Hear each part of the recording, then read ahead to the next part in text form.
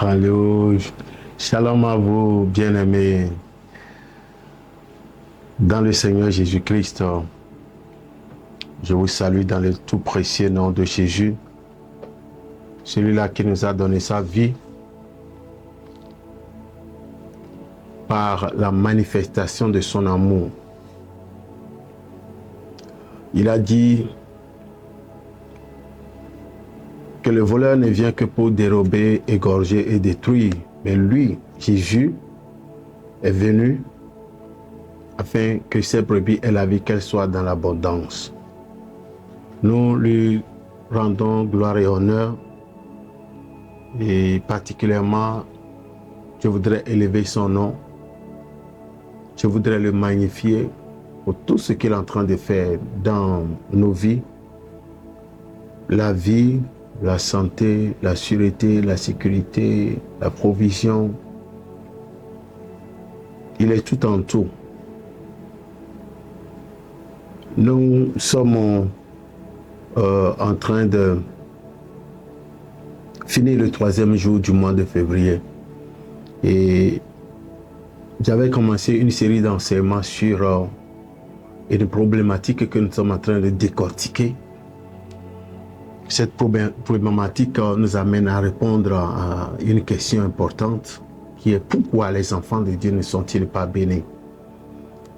Pourquoi les enfants de Dieu ne sont-ils pas bénis? Nous sommes en train de parler de bénédictions d'ordre financier, des bénédictions d'ordre sécuritaire, des bénédictions d'ordre de santé. Pourquoi nous allons avoir les mêmes problèmes que les autres et surtout ne pas pouvoir arriver à joindre les deux bouts? Qu'est-ce qui ne va pas? Et nous avions eu environ 2 ou 3 séries déjà qui nous ont montré que Dieu a ses manières de fonctionner. Dieu n'est pas notre camarade. Au prime abord, nous le voyons qu'il est le Dieu créateur. Il est souverain. Et il a tant aimé le monde. Tous ceux qui ont confessé le nom de son Fils Jésus-Christ et qui l'ont reçu dans leur vie, ils sont du coup devenus des fils et filles d'alliance. Et nous avions appris que Dieu ne fonctionne que par son alliance qu'il a contractée avec son peuple. Et c'est sur la base de cette alliance que Dieu agit. Si nous lisons Psaume 114, verset 20, vous allez voir que Asaph, avec un langage très, on dirait que c'était un abus de langage, il a dit « est égal à l'alliance », c'est-à-dire respecte l'alliance.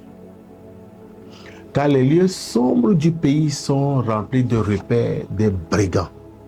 Cela veut dire que l'alliance dans laquelle nous sommes avec Dieu est supposée combattre nos ennemis pour nous.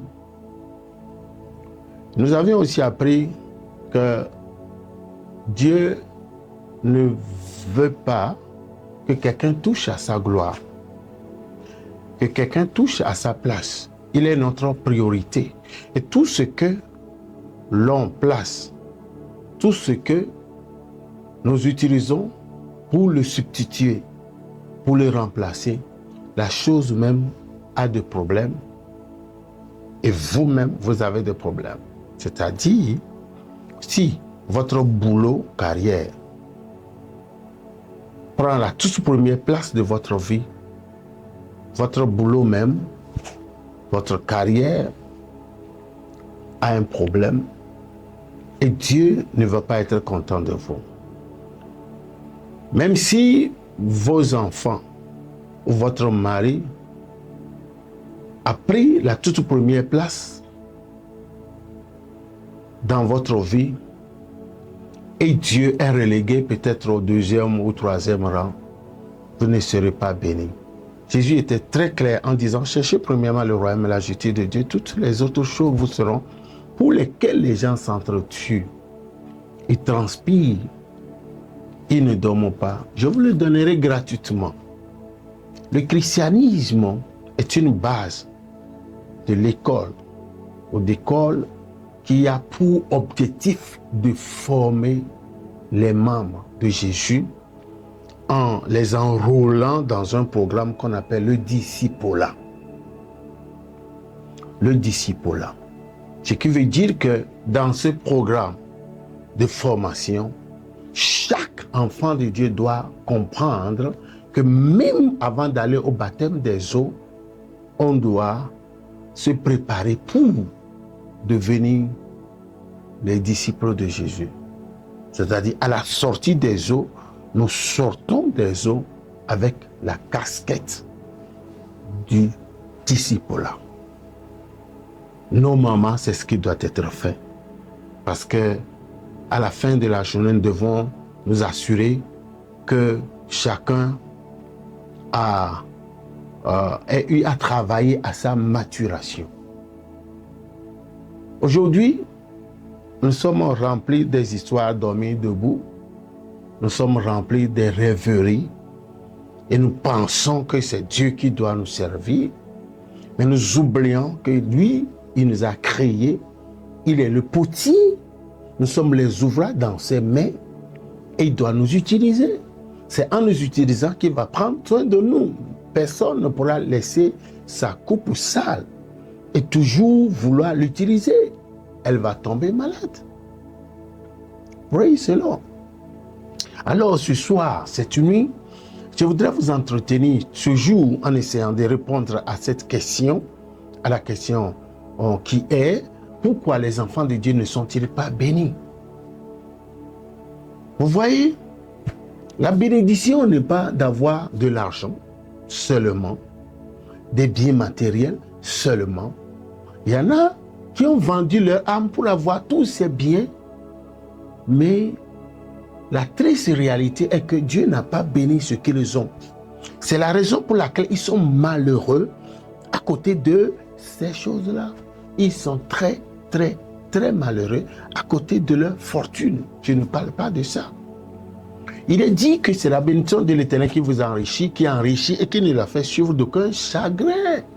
Cela veut dire que si Dieu vous bénit, il verra à ce que aucun malheur, aucune maladie, aucun démon, aucun sorcier, aucun voleur ne viendra prendre part à cette bénédiction.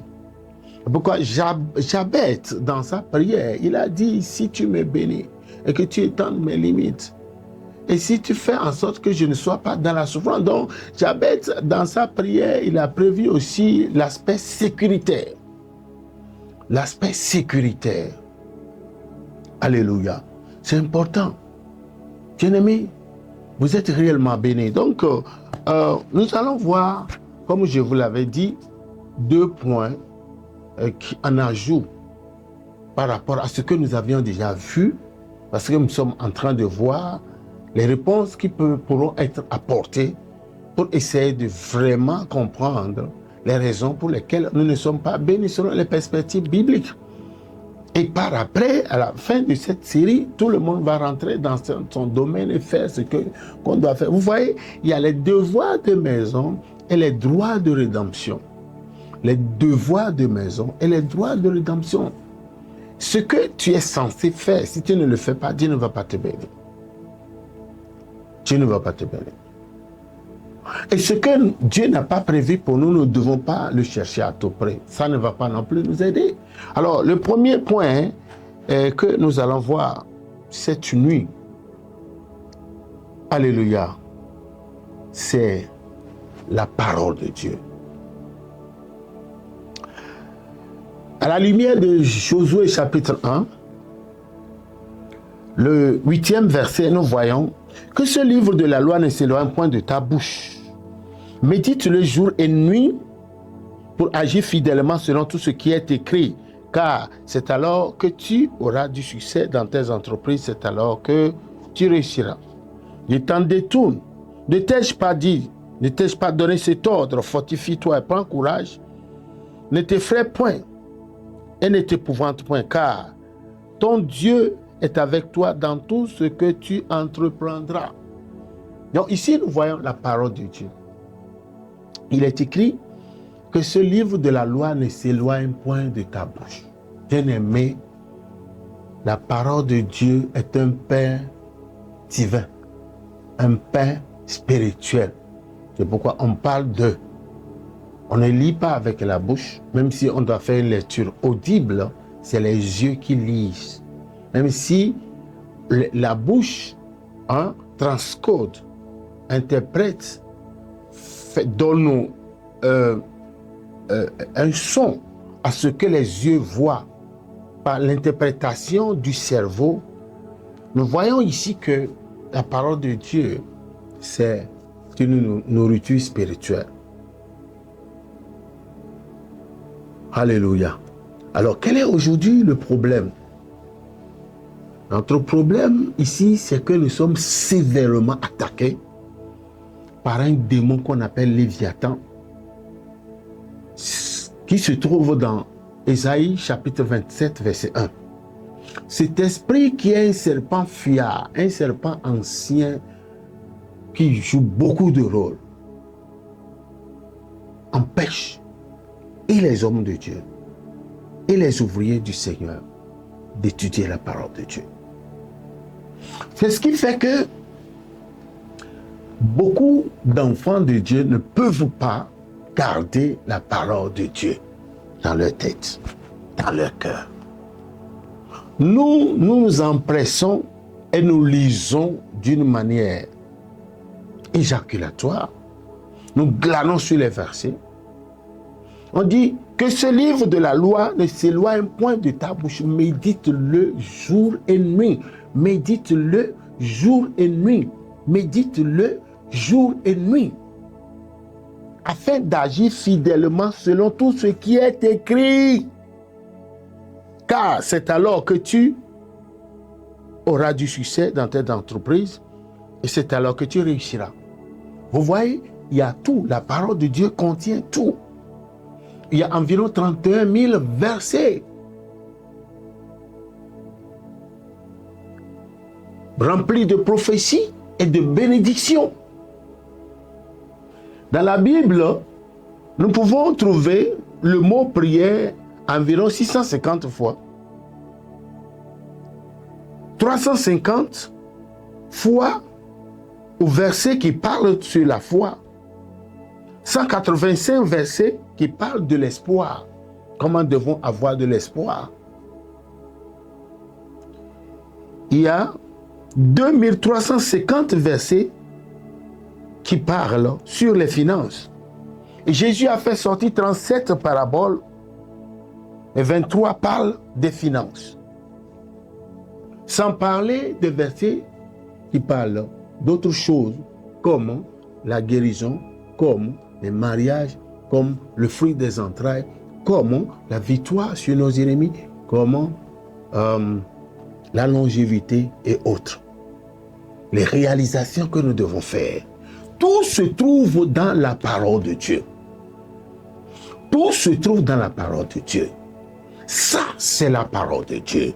Ça s'appelle, le mot Bible veut dire bibliothèque. Mais la particularité de ce livre, c'est que c'est la Sainte Bibliothèque. C'est pourquoi on parle de la Sainte Bible. Sainte Bibliothèque qui compte 66 livres scellés, qui sont, alléluia, des livres qui constituent la parole de Dieu. Nous le lisons par la parole de Dieu. Nous devons la lire, nous devons la méditer, nous devons la confesser, nous devons la proclamer. Vous voyez, nos prières doivent être efficaces et vivantes si chaque requête est annexée par un verset biblique. La raison pour laquelle nous ne pouvons pas réussir, nous ne sommes pas bénis, c'est parce que nous ne connaissons pas la parole de Dieu. Quand nous connaissons la parole de Dieu, notre foi sera gravée. Quand nous connaissons la parole de Dieu, nous reconnaîtrons nos droits de rédemption. Nous allons comprendre que Dieu nous a donné de l'autorité, qui est le droit légal qu'il nous a conféré d'agir sans que quelqu'un ne nous pose quoi que ce soit comme question. Il nous a donné le pouvoir, la puissance sur les démons. Il nous donne l'autorité, la puissance pour détruire les démons, tuer les sorciers et vivre sans maladie aucune.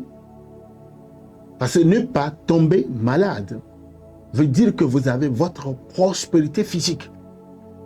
Et Jésus a pris nos maladies passées, présentes et futures. Matthieu 8, 17. Et quitte à nous maintenant, quitte à vous et moi, de lire la parole de Dieu et de proclamer tous les jours notre guérison. Il y a des passages qui parlent, qui traitent les sujets sur les finances. Il y a les principes qui conduisent les enfants de Dieu à la prospérité. Il y a des choses que nous devons faire. Même, par exemple, si je voulais donner cet exemple qui est celui des dîmes.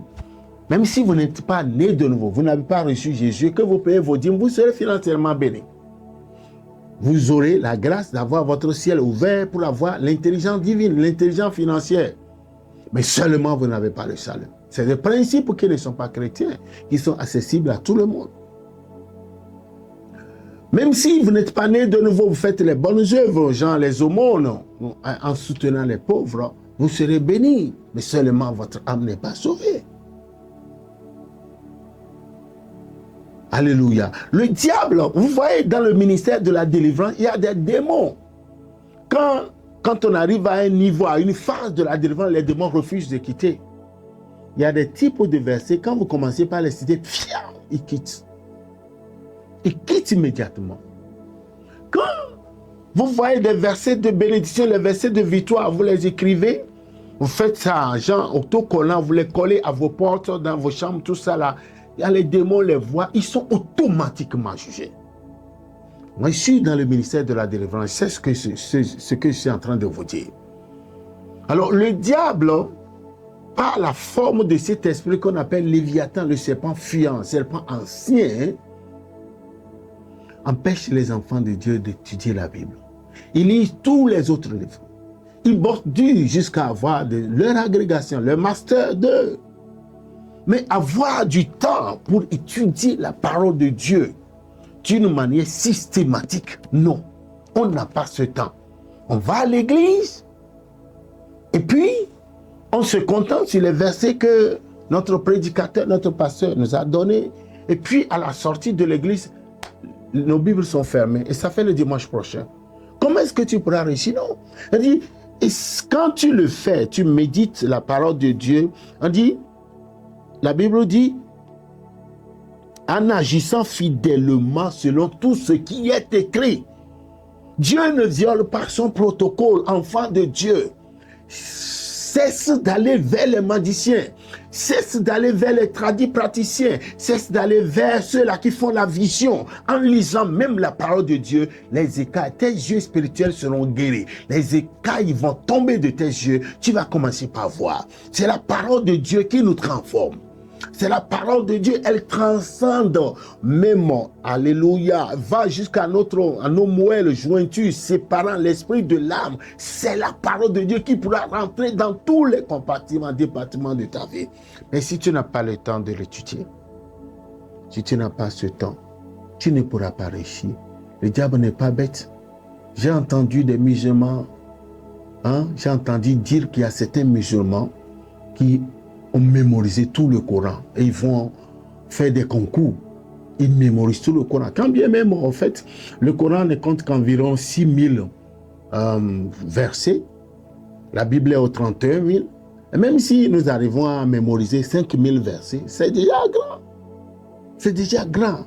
Ayez du temps. Passez du temps avec la parole de Dieu. Étudions la parole de Dieu au minimum 5 chapitres par jour. Et vous allez constater que vous serez spirituellement lourd, vous ne serez plus léger comme des feuilles sèches qui sont tombées des arbres et qui après sont foulées aux pieds. Si tu veux réussir, si tu veux être béni, ton manuel de vie, que la parole de Dieu. Il y a beaucoup de récits qui nous ont présenté des personnages historiques. Et au même moment, quand nous allons lire ces textes, ils vont allumer notre foi et nous allons devenir des personnages prophétiques. Ce qui veut dire que si Dieu l'a fait pour quelqu'un, il le fera pour moi. S'il a élevé Joseph malgré ses péripéties, Joseph qui a souffert pendant 13 ans, vendu à l'âge de 17 ans, est devenu le premier ministre, À l'âge de 30 ans, il a souffert pendant 13 ans. 13 ans. Il n'a plus vu son père, sa mère, ses frères. Mais à la fin de la journée, il décrocha le trophée du premier ministre dans l'histoire de la race humaine. Quel était son secret? Il a refusé de coucher avec la femme de son maître. On dit, comment commettrais-je une si grave faute, un si grand péché contre mon Dieu? La parole de Dieu était gravée sur la table de son cœur. Et du temps, nous sommes au début de cette année, et du temps avec la parole de Dieu. Passe du temps avec la parole de Dieu. Étudie la parole de Dieu. Je me rappelle une sœur que j'ai croisée, c'était en 2011 aux États-Unis, et qui a eu à faire un songe parce qu'elle avait pris sur elle la décision d'étudier systématiquement la Bible. Donc elle lisait beaucoup de chapitres par jour. Et l'une de ces nuits, elle a eu un songe, elle a vu Jésus qui lui est apparu pour la remercier. Merci beaucoup d'avoir pris à cœur d'étudier ma parole. Elle était choquée que Jésus l'ait remercié du fait qu'elle avait pris sur elle la résolution d'étudier la parole de Dieu. Vous savez, j'ai écouté les témoignages d'un ex-sorcier qu'on appelle Oscar. Il était un chrétien, c'est un Ivoirien. Si vous allez sur YouTube, vous mettez ex-sorcier, chrétien Oscar, vous allez voir ces témoignages. Il a dit, quand il était de l'autre côté, tout enfant de Dieu qui ouvre sa Bible comme ça, pour commencer par la lire, il y a automatiquement une épée flamboyante qui descend et qui est suspendue en l'air, avec des rayons du feu comme ça qui jaillissent. Parce que la Bible est ouverte et l'enfant de Dieu. Donc au fur et à mesure qu'il continue par étudier la Bible, le feu prend une autre tournure et puis ça s'étend, ça s'étend, ça s'étend. Imaginez qu'à tout moment que nous ouvrons la parole de Dieu, nous commençons par la lire. Regardez ce qui se passe. En ce temps-là, l'ennemi ne pourra pas t'attaquer. Jamais. Parce que l'atmosphère que tu t'es créée, le ciel est ouvert, l'épée flamboyante, ça dit que spirituellement, la Bible prend la forme d'une épée. Alléluia. Et elle reste au-dessus de nous. Bien-aimé, ce n'est pas gratuit si tu n'as pas envie d'étudier la parole de Dieu. Quand ça t'arrive comme ça, il faut savoir que tu es sous une sévère attaque. Ta vie est prise en otage. C'est une attaque sévère du monde des ténèbres, du diable. Parce qu'il ne voudrait pas que tu découvres ses secrets. En lisant la Bible, tu vas finalement découvrir tes droits de rédemption. Tu vas finalement découvrir que non, ce qui t'arrive là, ce n'est pas normal. Que Dieu t'a déjà donné le pouvoir, alléluia, de dominer et de vaincre ces choses-là. Ce n'est plus à toi maintenant de se faire dominer. Vous savez, si vous n'apprenez pas à dominer, vous serez dominé. Psaume 68 au 29, on déclare que ton Dieu ordonne que tu sois puissant. Ton Dieu a déjà donné le feu vert, que tu sois puissant. Mais comment pourras-tu devenir puissant si la parole de Dieu n'a pas rempli ton âme, n'a pas rempli ton esprit? Tu ne peux pas. Quand le diable était allé attaquer Jésus, il lui a cité les versets. Jésus, lui aussi, en réponse, il lui a cité les versets. Et pas fini, il a fait l'usage de son autorité, de get out. Et c'était s'en aller. Est-ce que vous comprenez ce que je suis en train de dire? Donc, je vous encourage. Ce qui est le comble, c'est que les enfants de Dieu laissent leur Bible à la maison au nom des Bibles électroniques. télécharger sur le portable, sur leur tablette. Si vous faites attention, vous allez constater que la plupart de ces versions sont des versions décalées. Et il y a certains versets même qui pratiquement sont supprimés. Et le français, le contenu n'est pas vraiment la même chose. Allons à la version papier, la version écrite. Parce que si demain, le diable décide de supprimer ou de planter tous ces systèmes de Bible électronique et autres, tout cela. Et si nous n'avons plus les versions papier, qu'est-ce que nous allons devenir? Ne pensez pas que le diable est bête. À l'époque, dans les années passées, il n'y avait pas la Bible électronique. Si aujourd'hui il y a ça, c'est qu'il y a une idée machiavélique derrière ce plan. Un jour, on risquera de ne plus trouver les Bibles en version électronique. C'est pourquoi, si vous en avez l'occasion, achetez beaucoup. Achetez ces versions, gardez-les chez vous. Parce que tout peut basculer.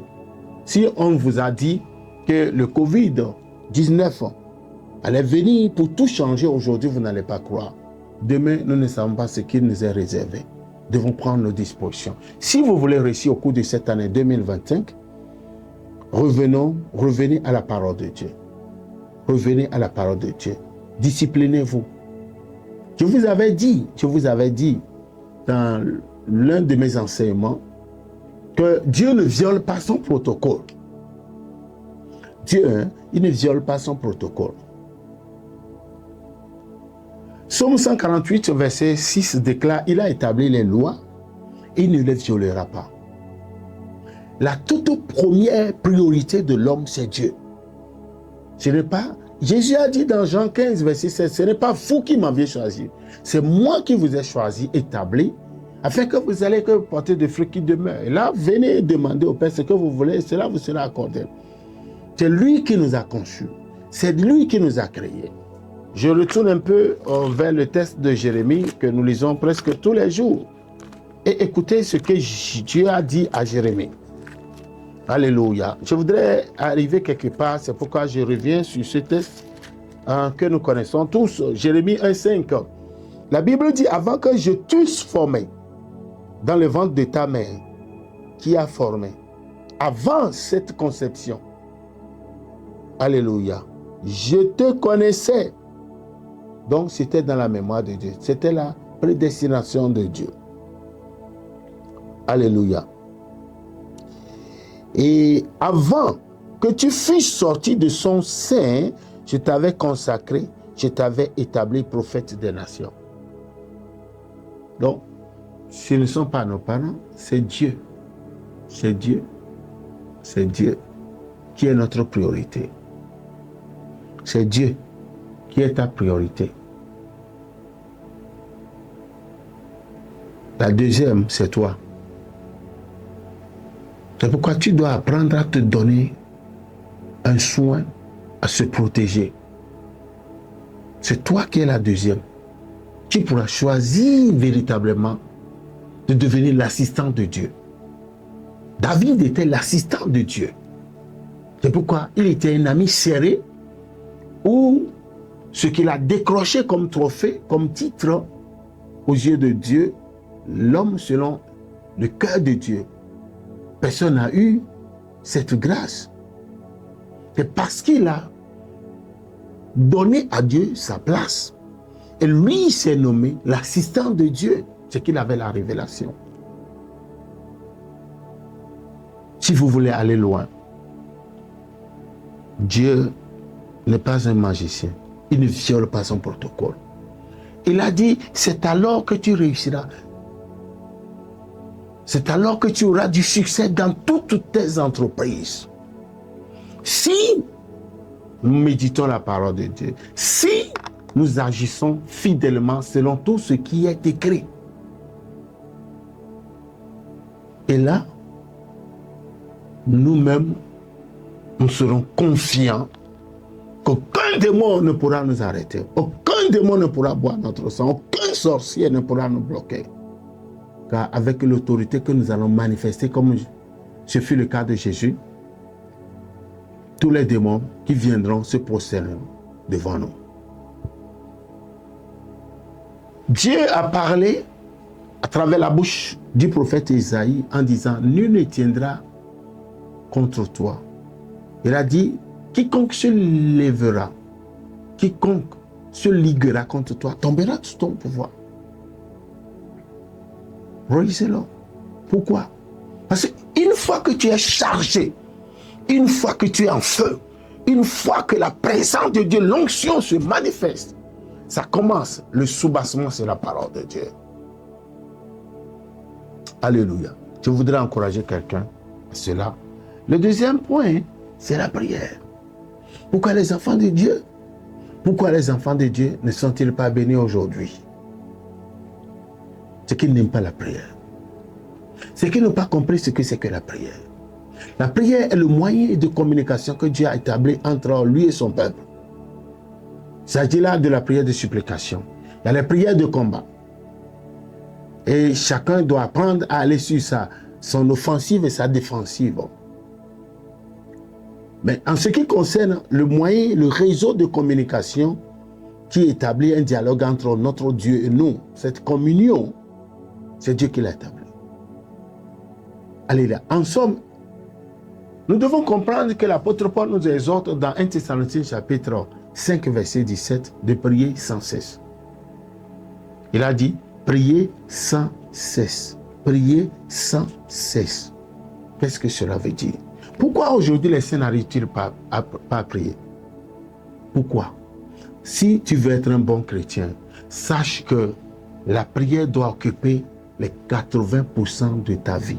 Si tu veux être un gagnant, si tu veux être un puissant, super puissant, si tu veux être un super invincible, tu dois beaucoup prier par jour. Quand je dis par jour, le jour en termes de 24 heures, tu dois beaucoup prier. Tu dois beaucoup prier pendant le jour, pendant la nuit. Car tu ne comprendras pas la parole de Dieu si tu n'as pas une bonne vie de prière.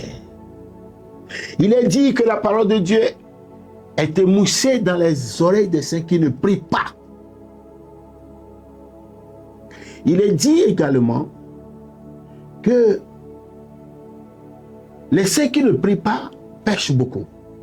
Et ceux qui prient beaucoup pêchent moins. Ce qui veut dire que le manque de prière est le père des péchés. Le manque de prière est le père des péchés. Vous voyez? Donc, le fait d'être un enfant de Dieu qui ne prie pas, ce qui veut dire que votre vie sera misérable.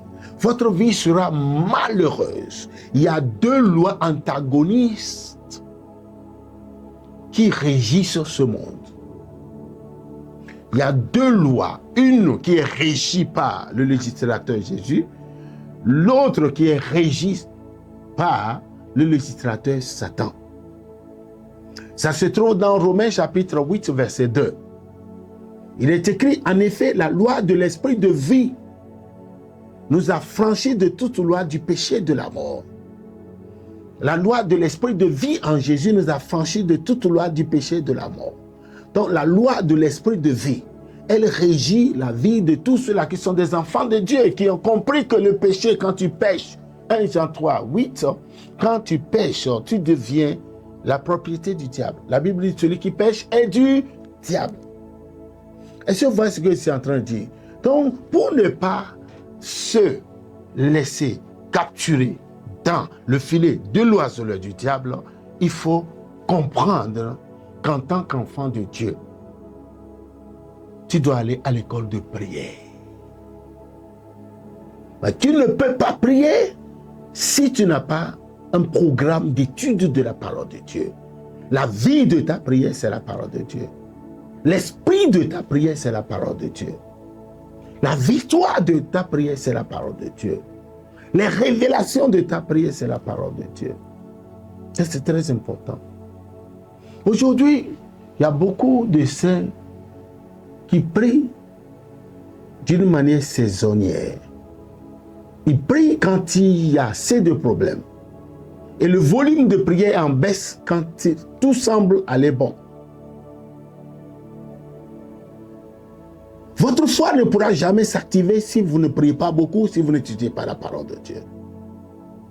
Il y a des démons anti-prière qui capturent les gens. Il y a des démons qui sont là pour des occupations, pour de vaines occupations. Quand tu prends tout ton temps pour défiler ces courts-métrages, des petites vidéos de TikTok, de WhatsApp, de je ne sais quoi, Telegram, Instagram, ça bouffe ton temps. Et c'est des pièges pernicieux du diable. Ça bouffe ton temps. Et ce même temps, tu pourras le valoriser en priant. Et ça va développer ton esprit. Et en développant ton esprit, tu vas maintenant te qualifier, être positionné dans les dimensions de ceux-là qui sont qualifiés, qui peuvent aller loin. Une fois que le diable sait que vous êtes sans onction, il est facile pour lui de vous manipuler. Il est facile pour lui de vous assujettir. Il est facile pour lui de vous séduire. Il est facile pour lui de vous tenter, soumettre aux tentations. Et quand vous allez fléchir, quand vous allez tomber, il va vous prendre. Il va vous prendre. Donc les temps sont fâcheux. Les choses, le monde d'avant ne le sera plus. Je t'encourage. Si tu es avec quelqu'un qui ne t'encourage pas à prier, coupe de contact avec lui. Si tu es avec quelqu'un qui vit dans le péché, à tout moment il veut s'accrocher à toi, chasse-le hors de ta vie. Quel que soit son rang. Quel que soit son rang. Même si tu es avec un homme de Dieu qui est là, qui mène des vies de péché, qui veut coucher avec toi, fais-toi, quitte-le. C'est un possédé, quitte-le. Quitte-le. Quitte-le. Tout ce que tu pourras faire, c'est de te séparer. La Bible dit, tout sarment en moi qui ne porte pas de fruits sera coupé et jeté au feu. Jean 15. Maintenant, il a encore dit, Dieu a encore dit dans sa parole, que tout sarment qui est en moi, qui porte de fruits, il les monde. Il y a les déchets de ta vie qui doivent être enlevés afin que tu puisses porter de gros fruits, des fruits importants. Donc, des inutilités, les gens qui ne vont pas t'édifier, mais qui sont là pour faire la promotion du péché, pour éteindre ton feu, éteindre ta vie de prière. Éloigne-toi de ces gens. La Bible dit qu'y a-t-il de commun entre l'infidèle et le fidèle, entre le temple de Dieu et les idoles? Alléluia. Elle dit, séparez-vous. Ne touchez pas ce qui est impur et je vous accueillerai. 2 Corinthiens 6, 14 à 18. Séparez-vous. Séparez-vous. Les temps sont fâcheux. Chaque jour est un don gracieux que Dieu nous a octroyé. Chaque jour est un don. Mais nous devons comprendre que chaque jour doit être vécu comme si ça doit être notre dernier jour à passer sur cette terre. Alors pourquoi accepter quelqu'un dans ta vie qui va t'éteindre, qui va t'étouffer? Pourquoi? Il faut marcher avec les gens qui vont booster ta foi. Il faut marcher avec les gens qui sont plus forts que vous dans la foi, qui lisent la Bible plus que vous, qui prient plus que vous. Et ils vont être une inspiration pour vous, si vous voulez aller loin. Alléluia. J'ai fait un peu le tour du monde, je connais les types de chrétiens. Il y a des chrétiens graves, des chrétiens crazy, des faux de Dieu qui prient 15 heures par jour. Mais il y en a d'autres qui n'arrivent même pas à prier 5 minutes par jour. J'ai vu les deux extrêmes. Je suis parvenu à cette conclusion qu'on ne peut jamais émerger si on ne peut pas faire ce que le Seigneur Jésus avait fait. Il était venu sur cette terre en tant qu'un simple homme. Il était venu, c'est pourquoi il a suivi le processus, le baptême des eaux, le baptême du Saint-Esprit, et il priait. Et avant de commencer son ministère, il a jeûné 40 jours, 40 nuits, sec. Et avant de commencer son ministère, c'était ce qu'il avait fait. Tu t'encourages. C'est le seul prix à payer. Tu ne mourras pas. Sinon, en le faisant, c'était pour te bâtir, c'est pour bâtir ton statut, c'est pour travailler à ta maturation. Et demain, les gens vont te célébrer. En payant le prix, ils ne vont pas te voir. En payant le prix, ils n'auront aucune idée de ce que tu es en train de consentir comme sacrifice. Mais à la fin de la journée, c'est toi qui seras célébré. Et c'est toi seul qui sais comment est-ce que tu t'es débattu, le prix que tu as payé avant de devenir ce vase d'honneur. Alléluia.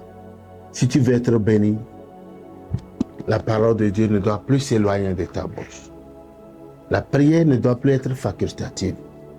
Elle est une nécessité absolue. Et l'apôtre Paul dit de le faire sans cesse. Sans cesse.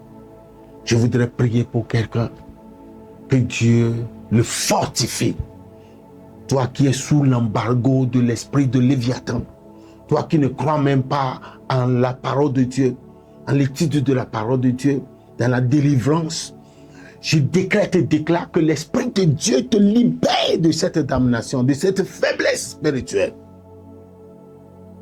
Et Dieu te donne maintenant de se lever avec un feu, avec un nouveau zèle pour commencer par étudier la Bible.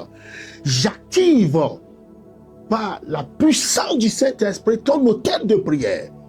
Tu ne peux pas prier si tu n'as pas ton autel de prière activé. Que Dieu te donne cette grâce. Que le Seigneur Jésus déverse sur toi cette onction qu'il avait animée, qui était sur lui et qui priait nuit et jour. Bien-aimé, il n'y a pas de substitut. Si tu ne peux pas faire ces deux choses-là, forget about. Oublie les bonnes choses. L'ennemi pourra te piétiner, il pourra te triturer, il pourra te froisser, il pourra t'aplatir à n'importe quel moment. Ce n'est pas Dieu qui va lire la parole, sa parole à notre place. Ce n'est pas non plus le Saint-Esprit qui va jeûner à ta place, ni prier à ta place. Comme l'apôtre Paul dit, l'Esprit lui-même n'intercède pas des soupirs inexprimables. L'Esprit lui-même, c'est ton esprit en association avec le Saint-Esprit. Si ton esprit est déconnecté, l'Esprit Saint ne peut pas te forcer à faire quoi que ce soit dans ta vie. Étudiez bien les Saintes Écritures. La Bible dit l'Esprit Saint rend témoignage à notre esprit que nous sommes enfants de Dieu. Toutes les actions du Saint-Esprit dans nos vies sont faites en connivence avec notre esprit humain. Parce que lui ne passe que par notre esprit pour nous faire les choses. Étudiez bien votre Bible. Que Dieu vous fortifie. Que Dieu vous élève. Je vous rappelle que nous sommes à plein pied d'un programme puissant animé par l'un des hommes de Dieu que nous avions invité. Il est venu du Ghana, il s'appelle Prophète Anthony, sur la nécessité d'évangéliser à tout prix.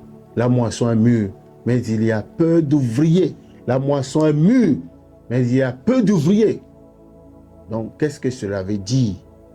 Ce qui veut dire que Dieu ne fait confiance qu'à ceux-là qui ont compris qu'ils doivent aller gagner des âmes.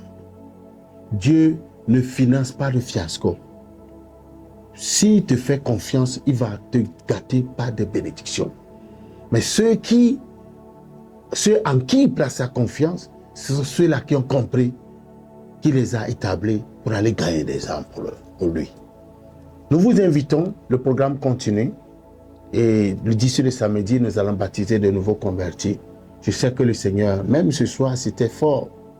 Les gens ont eu des prophéties, des gens leur touchent. Il y a beaucoup de choses qui sont passées. Demain, mardi, nous allons continuer ce programme. Ne restez pas à la maison. Et je voudrais bénir tous ceux-là qui vont partager cette vidéo, les envoyer à leurs amis. Hein, alléluia. Que Dieu vous bénisse. Les 5-10 premières personnes. Les 30 premières personnes, n'oubliez pas de partager cette vidéo. N'oubliez pas de le... Parce que vous savez, Dieu n'est pas un magicien. Si vous ne faites pas ceci, vous allez chercher la facilité que les gens vous fassent des visions, des prophéties, tout ça là. Est-ce que vous savez qu'après avoir reçu les vraies prophéties, il va falloir engager un temps de jeûne et prière pour amener ces prophéties à leur accomplissement. Si vous ne vous levez pas dans la prière, dans l'étude de la parole, pour réclamer l'accomplissement de la prophétie, le diable pourra la mettre en différé. Dieu lui-même avait parlé à Abraham de savoir que son peuple serait asservi quelque part dans une nation étrangère pendant 400 ans. Dieu lui-même a parlé à Abraham. Mais regardez, l'accomplissement de cette prophétie avait accusé 30 ans de retard. Le peuple d'Israël, au lieu de sortir après 400 ans, ils sont sortis après 430 ans. Ce qui veut dire que même si tu cherches des prophéties, et les vrais prophètes, les vrais hommes de Dieu ont libéré des prophéties sur ta vie, et tu vas croiser tes bras ou croiser tes jambes, aller dormir, le diable ne va même pas te laisser la tâche facile. Il va se lever pour combattre cela. Pourquoi et comment ça se fait? I have no idea about it. Mais ce que je sais, c'est que Dieu a exaucé Daniel, mais le diable l'avait bloqué. Quand Daniel, l'ange Gabriel fut envoyé à Daniel par Dieu pour lui donner des réponses, mais le diable, au deuxième ciel, a réussi à le bloquer pendant 3 semaines. Il a fallu l'intervention de l'ange Michel. C'est des trucs spirituels que je ne saurais vous expliquer, mais sachez que c'est comme ça. Alléluia. Vos projets sont attaqués. Il faut engager un temps de prière, de combat. Tout ce qui vous appartient, tout ce qui doit vous arriver en bien sont attaqués. Si vous ne priez pas, l'ennemi aussi. Parce que ce monde vit selon le modèle du diable. Après le péché d'Adam, le diable a tout repris. Et il a organisé, voté les lois qui régissent ce monde aujourd'hui. 1 Jean 5, 19 déclare que le monde entier gît sous la puissance du malin. Donc tu es sur une terre étrangère qui est gouvernée par une entité qu'on appelle Satan. Donc Jésus est venu créer une institution qu'on appelle Église. C'est pourquoi ceux-là qui restent à la maison, qui ne veulent pas aller à l'église, vous êtes des points situés dans l'univers. Vous êtes sans repère. Vous n'avez pas de père, vous n'avez pas de famille spirituelle. Le diable ne va pas vous laisser la tâche facile. Cherchez une église proche de vous, une bonne église, et allez prier là-bas. Alléluia. Soyez richement bénis par la grâce de Dieu. Demain, nous allons continuer. Shalom à vous et passez une bonne nuit. Bye bye.